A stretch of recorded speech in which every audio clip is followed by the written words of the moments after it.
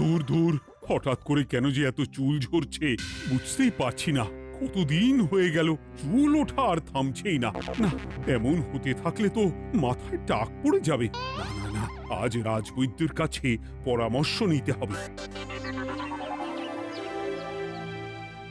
কি ব্যাপার মহারাজ, আজ আপনাকে এমন চিন্তিত দেখাচ্ছে কেন? জীবনে বড় দুঃখ গোপাল, মন মেজাজ একদম ভালো নেই। সে কি কি হয়েছে মহারাজ? গোপাল থাকতে দুঃখ কিসের? আর বলো না, মাথার চুলগুলো আজকাল ঝড়ে পড়া পাতার মতো পটপট করে ঝরে যাচ্ছে। আমি তো জানি কেন এমন হচ্ছে, কিন্তু এখনই মুখ খুললে চলবে না। আর একটু বেশি বিপদ বাড়লে তখন মাঠে নামবো। তাই বলুন। এ তো খুব ছোট ব্যাপার, চুল ঝরলে টাক পড়বে, আর সেটা পড়া কত ভালো জানেন? কথায় আছে, যত বড় টাক তত বেশি টাকা। তুমি চুপ করো তো বাপু। যদি টাক থাকলেই টাকা হতো, তাহলে তোমার টাকা কোথায়? যেটা বোঝো না সেটা নিয়ে কথা বলো না। তাই না তাই, মহারাজের ঝরছে চুল, চিন্তার ভাঁজ মাথায়। গোপাল যতই চেষ্টা করুক, চিড়ে ভিজবে না কথায়। তোমরা সকলে থামো তো দেখি। ও রাজবৈদ্য, তুমি এর কিছু উপায় বলো। আগে মহারাজ, অনেক সময় দেহে ওই লৌহের পরিমাণ কমে গেলে এমন চুল ঝরে। আপনি বরং পালং শাক, ওই কিশমিশ, কলা ও আরো কিছু ফল আমি বলে দিচ্ছি, সেগুলো বেশি করে খান। আচ্ছা আচ্ছা আচ্ছা, তবে তাই করে দেখি।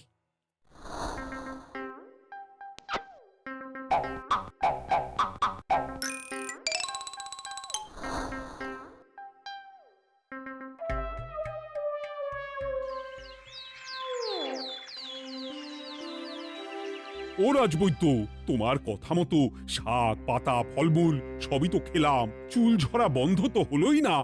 তো জানতামই এমন হবে। কিন্তু মহারাজ, এমনটা তো হওয়ার কথা নয়। কিন্তু হচ্ছে তো। আরে আমার সাধের চুল, কোথায় চলে গেলি সব? এর জন্য তুমি দায়ী। তুমি এর জন্য শাস্তি পাবে বৈদ্য। আমাকে আমাকে ক্ষমা করে দিন মহারাজ, এমনটা হবে এ তো আমি ভাবতেই পারিনি। কিছু মনে করবেন না মহারাজ, ছোট মুখে বড় কথা বলছি, কিন্তু সত্যি এখানে রাজবৈদ্যর কোনো দোষ নেই। ওকে শাস্তি দেওয়াটা ঠিক হবে না মহারাজ। দেখেছেন মহারাজ, গোপালের সাহসটা দেখেছেন? আপনার মুখের উপর কথা বলছে। তা বলি, তুমি যখন এতই বোঝো, তাহলে নিজেই একটা আস্ত লোহা খেয়ে দেখো না, তোমার মাথায় চুল গজাচ্ছে কিনা। ঠিকই আছে, এসব মূর্খের মতো কথা কেবল আপনার থেকেই আশা করা যায় মন্ত্রী মশাই। মহারাজ, আপনি বিচক্ষণ মানুষ, আমার শুধু অনুরোধ, আরেকবার ভেবে দেখবেন। ঠিক আছে, রাজবৈদ্যকে আমি শাস্তি দেব না, কিন্তু সকলের জন্য আমার একটা ঘোষণা আছে। কি ঘোষণা? আমার এই কঠিন সমস্যা যে দূর করে দিতে পারবে, তাকে আমি বিশেষ পুরস্কারে ভূষিত করব। এই তো পেয়েছি, এই সুযোগ কোনোভাবেই হাতছাড়া করা চলবে না। এবারের সমস্যাটা সত্যি বেশ কঠিন। কি করলে যে মহারাজের চুল পড়া বন্ধ হবে সেই উপায় মাথাতেই আসছে না। হঠাৎ করে কেন যে এমন হলো কে জানে।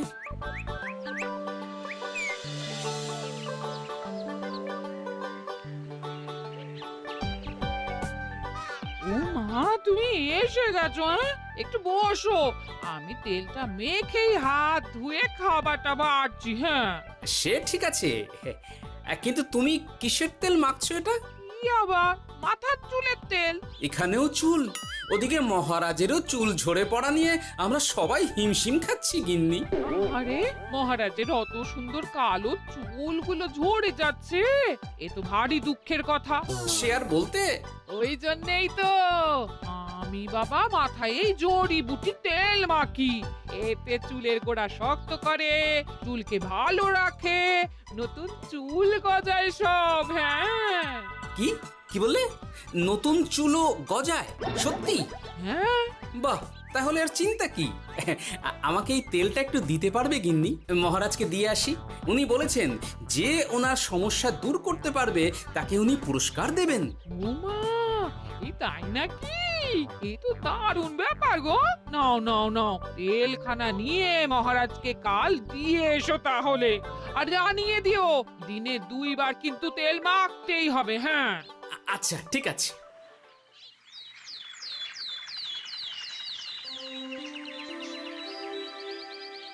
কোনো উপায় খুঁজে পেলে তোমরা? আগে মহারাজ, আমি আপনার জন্য নকল চুল বানিয়ে এনেছি। যতদিন আপনার চুল পড়া বন্ধ না হচ্ছে ততদিন আপনি এটা পরে ব্যবহার করতে পারেন। সে তো বুঝলাম, কিন্তু নকল চুল তো আর আসল চুলে জায়গা নিতে পারবে না বিজ্ঞানী। আসল চুলের কথা ভেবে আমি আপনার জন্য কেশুত্তে পাতা এনেছি মহারাজ। আচ্ছা বেশ। তা গোপাল, খুব তো আগের দিন বকবক করছিলে, তুমি কি এনেছো শুনি? সেটা যথাসময়ে দেখতে পেয়ে যাবেন মন্ত্রী মশাই। এটা জড়িবুটি তেল মহারাজ। আমি এটা আপনার জন্য এনেছি। এতে নতুন চুল গজায় আর চুলের স্বাস্থ্যও ভালো হয়। আমার গিন্নিও ব্যবহার করে এটি, তবে দিনে 2 বার করে মাখতে হবে, তাহলেই ভালো ফল পাবেন মহারাজ। বাবা, তাহলে তুমি কেন মাখো না? আচ্ছা, আপনার সমস্যাটা ঠিক কোথায় বলুন তো মন্ত্রী মশাই? মহারাজের জন্য কিছু আনলেও কথা শোনান, না আনলেও কথা শোনান। সত্যি তো মন্ত্রী, কেন তুমি সব সময় গোপালের পিছনে পড়ে থাকো বলো তো? এরা তো তাও সবাই কিছু না কিছু আমার কথা চিন্তা করে এনেছে, তুমি তো সেটাও করনি। না, আসলে মহারাজ, আমিও ভাবছিলাম আপনার কথা, কিন্তু থাক, বুঝেছি। আহ, দারুণ। তেলের গন্ধটাও খুব সুন্দর। গোপাল, তোমায় অনেক ধন্যবাদ। আশা করছি ব্যবহার করলে খুব ভালো ফল দেবে। একদম দেবেই মহারাজ। দূর বাবা, ভেবেছিলাম এক, হলো আর এক। কোথা দিয়ে যে গোপালটা মাঝখান দিয়ে এসে নাক গলিয়ে ঢুকে পড়ে, খুব শক্ত পুরস্কার নেওয়ার। দেখাচ্ছি মজা।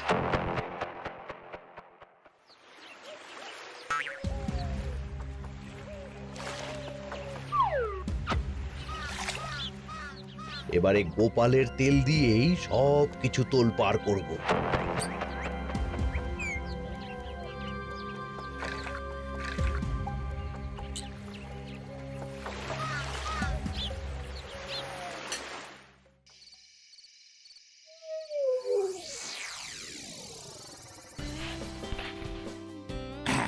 ব্যাস, হয়ে গেল 2 বার মাখা। গোপাল বলেছিল এতেই ভালো ফল পাব, কিন্তু এখন মাখার পর মাথাটা কেমন জ্বালা জ্বালা করছে মনে হচ্ছে।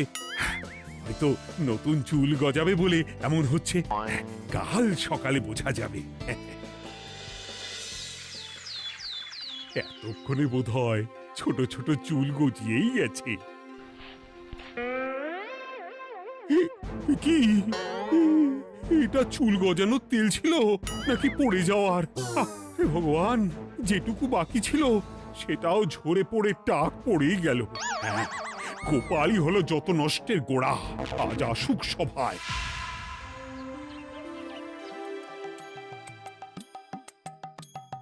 এই যে এখন এলেন উনি।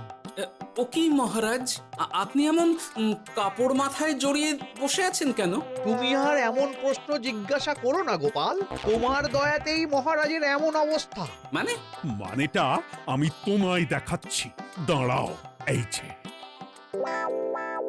গোপালের দেওয়া তেল মেখেই আমার এমন হয়েছে, আর তার জন্য আমি তোমাকে কোনোদিনও ক্ষমা করব না গোপাল। বিশ্বাস করুন মহারাজ, আমার গিন্নিও মাখে এই তেল, কিন্তু এমন কিছু তো এখনো পর্যন্ত ঘটেনি। আমি আর কিচ্ছু শুনতে চাই না। আমার মাথা ভর্তি চুল আমি ফেরত চাই। যতদিন না আমার মাথার সব চুল ফিরে আসছে ততদিন আমি তোমার মুখও দেখতে চাই না। মহারাজ, আপনার কোনো চিন্তা নেই, আমি তো আছি। এবার এই সমস্যার একটা সমাধান আমি করেই ছাড়বো। কি ব্যাপার, মন্ত্রী মশাই এত লাফাচ্ছে কেন? এসবের পেছনে আবার ওনার হাত নেই তো? না, ব্যাপারটা পরে দেখতে হচ্ছে।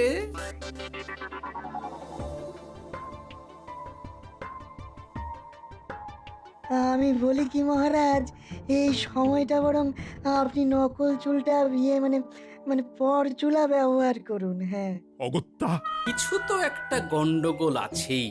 গিন্নিও তো রোজ মাথায় তেল মাখে, কই এমন তো হয় না। মন্ত্রী যদি কিছু করেও থাকে তাহলেও হাতে নাতে ধরবো কিভাবে? ও কি গো গোপাল দাদু, এখন এই সময় তুমি রাজসভা ছেড়ে এখানে? তোদের দাদু আর রাজসভায় যাবে না রে? কি বলছো গো? কেন? আর কেন, বিনা দোষে এমন শাস্তি। তোমায় শাস্তি দিয়েছে, তুমি শুধু বলো কে তোমার সাথে কি করেছে, বাকিটা আমরা বুঝে নিচ্ছি। আচ্ছা বলছি, কৃষ্ণনগরের মন্ত্রী মশাইয়ের বাড়িটা কোন দিকে একটু বলতে পারবেন? কৃষ্ণনগরে নতুন নাকি? আগে তো আপনাকে কখনো দেখেছি বলে মনে পড়ছে না। হ্যাঁ, আমি এখানে থাকি না, আমি এখানে আমার কাজে এসেছি, তাই মন্ত্রী মশাইয়ের বাড়ির ঠিকানাটা যদি একটু বলে দেন। নিশ্চয়ই, এ পথ দিয়ে সোজা চলে যান, তারপর কিছুটা ডান দিকে গেলেই পেয়ে যাবেন। আচ্ছা, অনেক ধন্যবাদ। ভিন গাঁয়ের লোক মন্ত্রী মশাইয়ের বাড়িতে? ব্যাপারটা বেশ সন্দেহজনক লাগছে। এই এই গুলটে ন্যাপলা, তোরা তোরা দুজন একটু আড়াল থেকে দেখতো লোকটা মন্ত্রী মশাইয়ের বাড়িতে ঠিক কি জন্য এসেছে, তারপর আমায় খবর দিস। ঠিক আছে গোপাল দাদু। তোমার আবার এখানে আসার কি দরকার ছিল? আমি তো বলেছি যে আমি ঠিক গিয়ে তোমার পাওনা গন্ডা মিটিয়ে দেবো। মিটিয়ে দেবে? কতদিন হয়ে গেছে জানেন? দেখো, হয় আমার কীটনাশক আর সার সব ফিরিয়ে দিন, নয়তো আমার জিনিসের দাম মিটিয়ে দিন। কীটনাশক, সার আর কি করে ফেরত দেবো বলো? ও তো সব পুকুরের জলে মিশে গেছে। ওসব আমি জানি না, আমার পাওনা গন্ডা মিটিয়ে দিন, ব্যাস। চল চল, এখনই তাহলে গোপাল দাদুকে গিয়ে সব জানাই। চল চল। দাদু, ও গোপাল দাদু। তোরা এসে গেছিস? আয় আয় আয় আয় আয়। মন্ত্রী মশাইয়ের মুখ থেকে অনেক খবর পেলাম। তাই নাকি? কি শুনি? মন্ত্রী মশাই ওই লোকটার কাছ থেকে অনেক কীটনাশক সার নিয়েছে, কিন্তু এখনো জিনিসের দাম মেটায়নি। হ্যাঁ, ওই জন্যই তো মন্ত্রী মশাইয়ের উপর লোকটা খুব রেগেছিল, হুমকিও দিয়েছে 1 সপ্তাহের মধ্যে জিনিসের দাম সব মিটিয়ে দিতে হবে। তাই নাকি? কিন্তু কীটনাশক সার নিয়ে মন্ত্রী মশাই কি করবে? সেটা তো বলতে পারবো না দাদু। তবে হ্যাঁ, মন্ত্রী মশাই ওই লোকটাকে বলছিল যে ওই সব কীটনাশক সার পুকুরের জলে মিশে গেছে। কি বললি? পুকুরের জলে? আচ্ছা, এবার দুয়ে দুয়ে 4 করা গেল। অনেক ধন্যবাদ রে তোদের। বল বল, তোরা কি খাবি? কিচ্ছু লাগবে না গোপাল দাদু, তবে ভোলা বয় আর মিষ্টি খাওয়ালে। আচ্ছা আচ্ছা। কি করে যে মহারাজকে আসল ব্যাপারটা বোঝাই, কিছু তো একটা উপায় বের করতেই হবে। তা বলি বাবা, রাজসভায় যেতে হবে না বলে কি সারাদিন এইভাবেই শয়নে শয়নে দিন কাটাবেন বাবা? হ্যাঁ, উপায় পেয়ে গেছি। বুঝলে গিন্নি, আমাকে একটা জায়গায় যেতে হবে, বুঝলে? তারপর ওখানে যদি কাজ হয় তাহলে আগামীকাল রাজসভায় আমি যাব। কিন্তু তুমি যে বলেছিলে তোমার এখন ছুটি। হ্যাঁ, কি আর করি বলো, গুরুত্বপূর্ণ একটা কাজ, তাই যেতেই হবে। আচ্ছা যাও। ওই গো বিজ্ঞানী, আরে গোপাল যে, বলো। এই যে বিজ্ঞানী, একটা বিশেষ দরকারে তোমার কাছে এলাম, বুঝলে? হ্যাঁ, বলোই না। আচ্ছা, এই দূষিত জলকে কিভাবে আবার পরিশুদ্ধ করে বলতে পারবে? কেন পারবো না? জলের মধ্যে একটু চুন আর ফটকিরি দিয়ে দিলেই জল আবার দূষণমুক্ত হয়ে যাবে। তবে ওগুলো দেওয়ার পর কিছুদিন সেই জলকে ব্যবহার করা বন্ধ রাখতে হয়। হ্যাঁ। আচ্ছা আচ্ছা, অনেক ধন্যবাদ, আসি তাহলে। হ্যাঁ,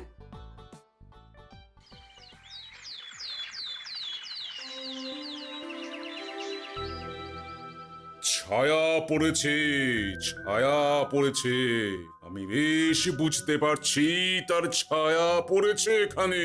কার ছায়া পড়েছে? আজকাল তোর মাথা থেকে অনেক চুল ঝরে পড়ছে, তাই না? আগে হ্যাঁ সাধু বাবা, আপনি একদম ঠিক কথা বলেছেন। ও বাবা, এই আবার কোথা থেকে উদয় হলো? আরে আমি একা গিয়ে সেই স্নানের পুকুর পরিদর্শন করতে চাই। যথা আজ্ঞা বাবা।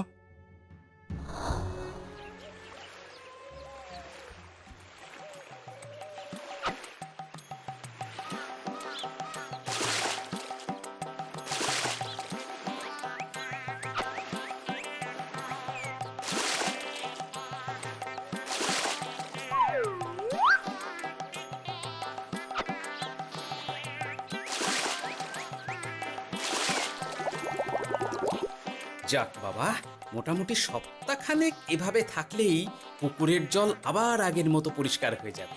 এবার শুধু মহারাজকে একটু বুঝিয়ে বললেই হয়ে যাবে।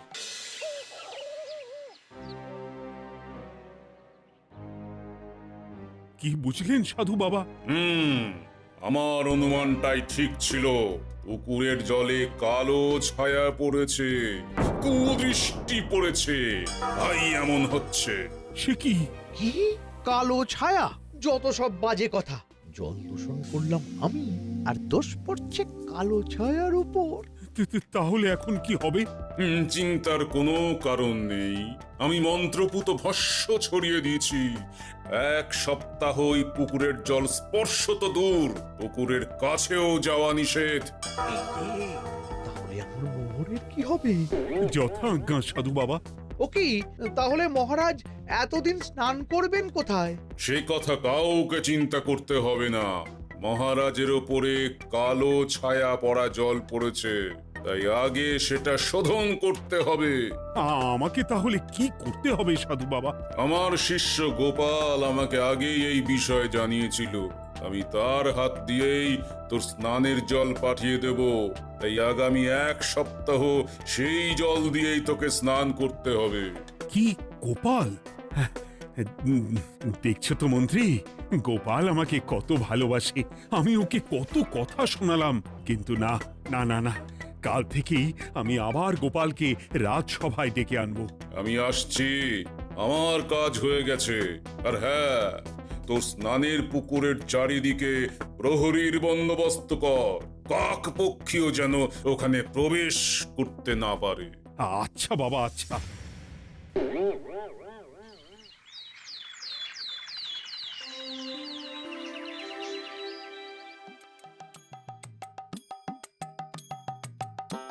গোপাল, তোমাকে আবার এখানে দেখতে পেয়ে আমার খুব ভালো লাগছে। তোমার গুরুদেব গতকাল এসেছিলেন, কিছু মনে করো না।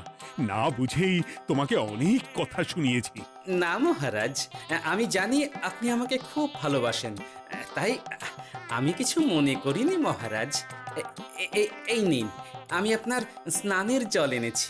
হ্যাঁ হ্যাঁ হ্যাঁ, দাও দাও দাও।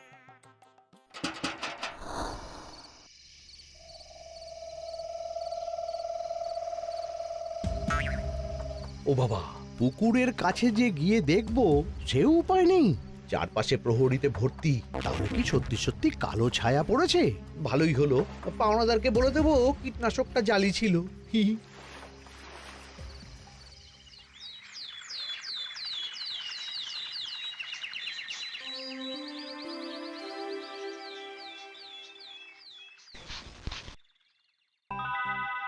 এই তো আমার সেই পুরনো কালো চুলগুলো আবার ফিরে এসেছে। আহা, কি যে আনন্দ হচ্ছে দেখে। আজ 1 সপ্তাহ সম্পূর্ণ হলো। গোপালের জন্য আমার স্নানের পুকুর থেকে কালো ছায়া দূর হয়েছে। আমাকে এই সমস্যা থেকে দূর করার জন্য আমি গোপালকে 100টি মোহর উপহার দিতে চাই। ধন্যবাদ মহারাজ। দূর, আমার আর ভালো লাগে না। সব সময় গোপালই মোহর পায়, এটা তো আমার পাওয়ার কথা ছিল। এদিকে আজকে পাওনাদারও আসবে।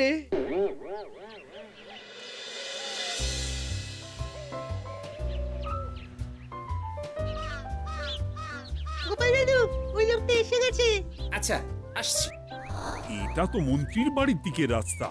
আমরা তাহলে ওদিকে কেন যাচ্ছি গোপাল? আপনার পুকুরের আসল রহস্যটা কি সেটা আপনি জানবেন না মহারাজ। মানে নিজের চোখেই দেখুন, তাহলে বুঝতে পারবেন। আর একটু সময় দাও আমায় ভাই, এমনিতেও তোমার কীটনাশক কোনো কাজের নয়। কি এখন এসব কথা? আর একদিনও সময় দিতে পারছি না। একটু বোঝো, একটু। সব আমি মহারাজের পুকুরের জলে মিশিয়ে দিয়েছি। মন্ত্রী, তুমি তাহলে সেই কালো ছায়া? মহারাজ, আপনার পর্দা ফাঁস হয়ে গেছে মন্ত্রী মশাই। তুমি তাহলে সবটা জানতে? একদম প্রথম থেকে। রে, খুব জোর ফেঁসেছি। এদিকে পাওনাদার, ওদিকে মহারাজ, এইখান থেকে কেটে পড়তে হবে। গন্ডগোল করে আবার পালানো হচ্ছে তবে রে। বলো, কেন করেছিলে? মহারাজ, আমি ভেবেছিলাম আপনার সব চুল উঠে গেলে আমি আপনার কাছ থেকে চুল গজানোর ওষুধ দেওয়ার নামে অনেক টাকা লুটবো। কিন্তু সেই ভাবনা ভাবনাই থেকে গেল, সেগুড়ে যে বালি হয়ে গেল।